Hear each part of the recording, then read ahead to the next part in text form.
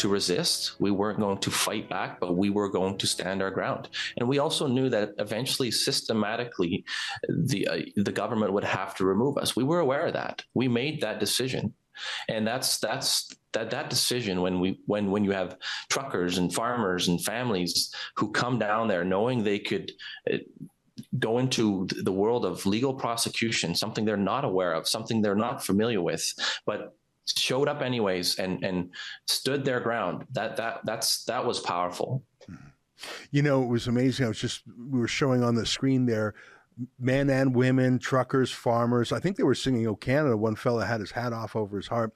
We also saw about 20 cops, you know, and again, so those are the truckers there. I think this was sort of the showdown day where a bunch of truckers came and were basically saying, you got to get out now.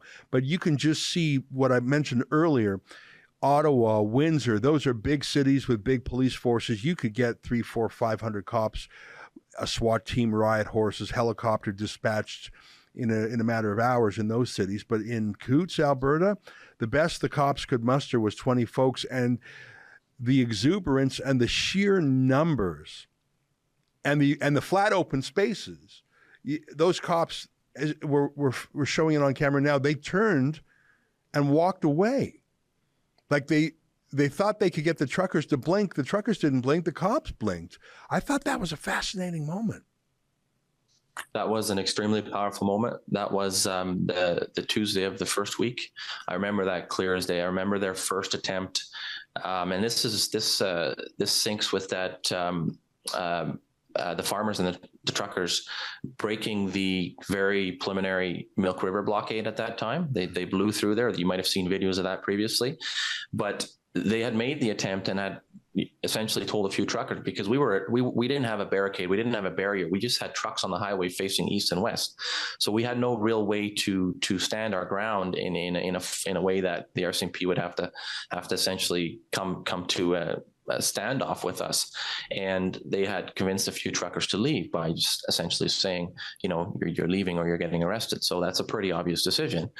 But out of the, you know, it was a pretty the weather was pretty crappy. Out of the blue, I would say blue, but out of the white came these truckers and these farmers who had seen on the social media platforms that the RCMP was enforcing in Coutts, and they could not watch that happen to their friends, to their families, to their fellow Albertans. So they broke through that barrier, and the timing of that was just phenomenal. It wasn't planned, but the timing.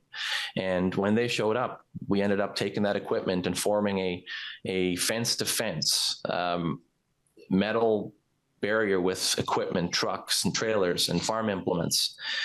I remember this one tractor coming in with a big double disc, and it just parked on the highway and it folded its wings down, and there it was. And the RCMP had essentially retreated when those trucks and tractors rolled in, and they made one more attempt, and that's when the protesters came out of the saloon and came from their trucks, etc., because it was minus 30 and with wind chill, and we formed a line and we stood in front of that barricade and we sang "O Canada."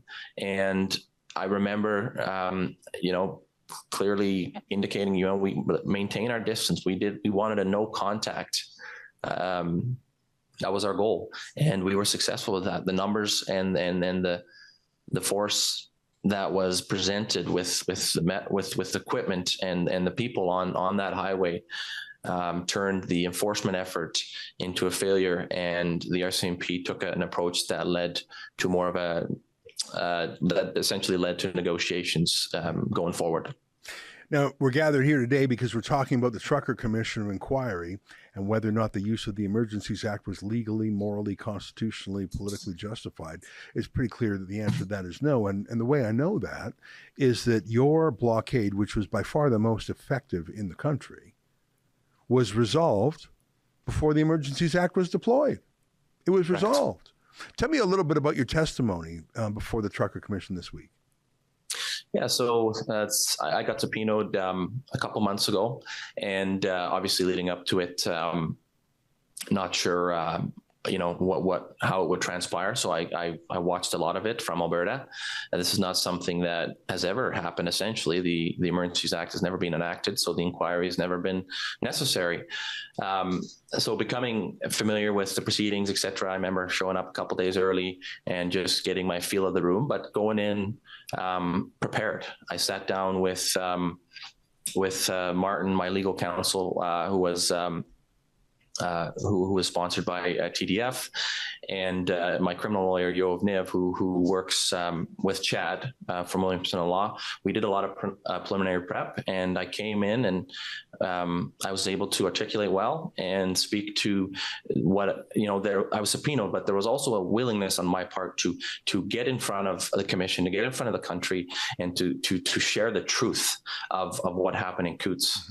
That the truth of what happened has never been fully shared, and a lot of the truth cannot be shared yet, as there's legal prosecution.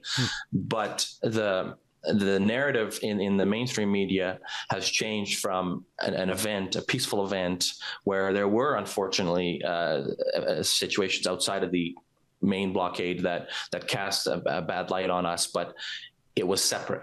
But over the last 10 months, that separation has diminished, and now all of Coutts, it essentially goes back to the way the media paints this now, is that every trucker was on that highway holding a gun, and that's ridiculous. So that was part of my goal, was to come to the commission and to share the truth of that, and to also share that it was not necessary. We're in Alberta, we're in Coutts. Like, no disrespect to the people in this great city, but who's Ottawa to us? Ottawa is this faraway place for us, and we understand the role of Ottawa. But the Emergencies Act, I might have heard about it, but that was not something that made me shake in my boots. That we had gone there with the goal to communicate with or to demand accountability of our provincial government. But when things turned to the situation on hand, we were prepared. We were prepared to make that stand. So there was nothing in the Emergencies Act that was going to change that situation. So in leaving, our decision and the timing of it, which is public, has nothing to do with the invocation of the Emergencies Act. And that had to be shared from my part. And unfortunately, and this is you probably lead to this in your questioning, but unfortunately, the government of Alberta, in their cross-examination of me, and even the testimony of the Deputy Justice Minister a day or two later, was very vague in this. It was, if their goal as the province of Alberta, which they also believe that the Emergencies Act was not necessary, and that's why they requested standing at the commission. But I'm surprised as to how they represented. The government of Alberta, the council, essentially put me on the stand. It was a prosecution of Marco Van Huigenbos in Ottawa.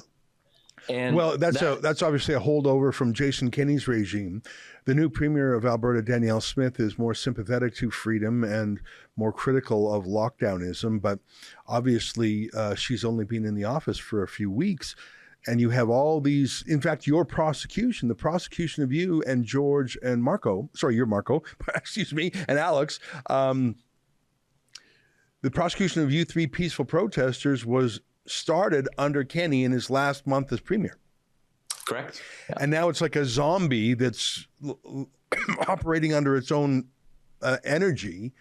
And I think the Premier has to call it off. And I think it's absurd, the demand for 10 years in prison. I think your lawyer is right when he said last weekend at the rally outside the courthouse that there's no jury in Lethbridge that would convict.